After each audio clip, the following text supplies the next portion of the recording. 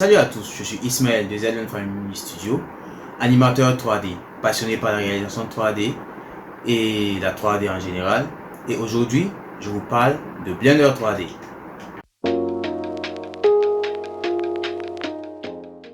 Blender 3D est un logiciel d'animation, de modélisation et de réalisation en tout genre en 3D. Avec Blender 3D, vous pouvez quitter d'une idée de projet vers une maquette ou un rendu final totalement en 3D.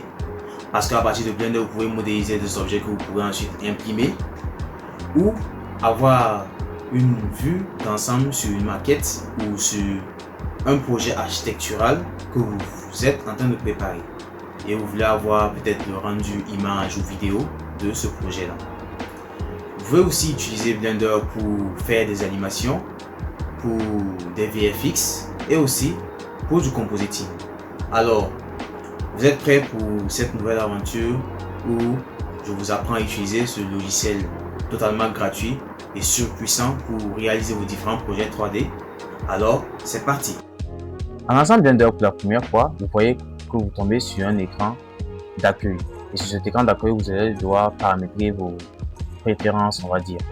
C'est-à-dire votre clic principal, gauche ou droite, soit en fonction du logiciel dont vous venez ou même juste de vos préférences personnelles. Et je vous conseille de tout laisser par défaut et de cliquer sur Next. Et ensuite, lorsque vous aurez terminé, vous cliquez juste à l'extérieur de l'écran d'accueil et nous voilà sur notre fenêtre de Blender. Et dans cette fenêtre, vous pouvez voir que c'est un agencement de tout un autre tas de toutes petites ou voire grandes fenêtres. Nous avons la plus grande d'entre elles, la scène 3D, où il y a nos différents objets 3D que nous pouvons sélectionner avec le clic gauche. Nous avons aussi la fenêtre de l'outliner, là où il y a la liste de nos différents objets présents sur la scène. Nous avons aussi la liste de nos paramètres qui sont ici dans la fenêtre des paramètres, qui sont à la fois les paramètres pour les différents objets qui sont sélectionnés ou pour la scène même en général. Donc, nous avons aussi la fenêtre qui est appelée la timeline, qui nous sera beaucoup plus utile lorsque nous allons parler animation. Mais pour l'instant, nous allons juste rester sur la scène 3D.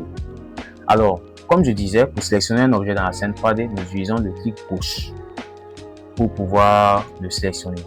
Et lorsque nous l'avons sélectionné, nous avons plusieurs choix. Nous pouvons le déplacer dans la scène comme on le veut, tout comme nous pouvons aussi le faire tourner sur lui-même.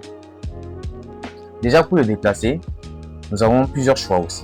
Nous pouvons utiliser le raccourci clavier G pour pouvoir le déplacer en suivant notre curseur.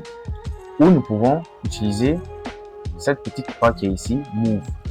Et là, il y a des flèches qui apparaissent sur l'objet. Et là, si on clique sur le cercle qui est juste au centre de l'objet et qu'on le déplace, c'est un peu comme si on avait appuyé sur G. Et si on veut annuler le mouvement que nous vient de faire, nous faisons juste un clic droit et ça annule notre mouvement. Pareil pour tous les autres objets. Voilà. Donc, nous avons ici 3 objets, le cube, la lampe et la caméra. Avec la lampe, nous éclairons notre scène 3D. Et dit comme ça, si vous avez forcément dû déjà faire des vidéos avec votre téléphone, vous pouvez un peu voir ça comme si c'était le flash de votre téléphone.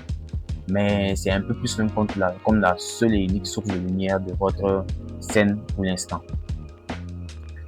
Vous avez aussi la caméra qui est une caméra comme celle qui est sur votre téléphone que vous pouvez utiliser pour filmer tout ce qui se passe dans la scène 3D.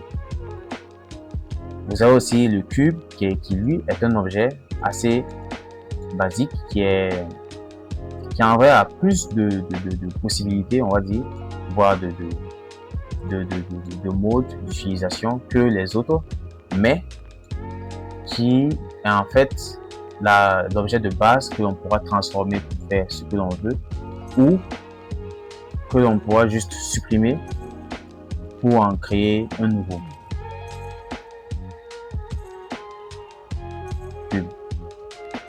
Et pour supprimer un objet, c'est très simple. Vous appuyez soit sur Delete sur votre clavier si c'est en français ou Sup si c'est en anglais. Ou vous faites juste clic droit, Delete ou X si vous préférez, plus simple.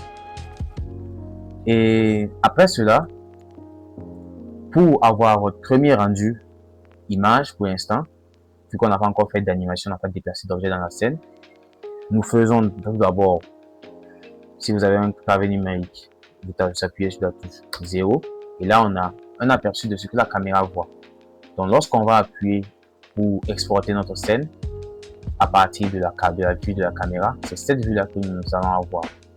Et donc pour cela nous partons sur l'onglet render image et voici notre tout premier rendu sur Blender 3D. Ça n'a pas l'air fameux, mais c'est le début d'une très grande aventure, je vous le dis. Et donc, merci de m'avoir suivi jusque là et je vous souhaite une bonne suite et rendez-vous pour la suite lors du prochain tutoriel.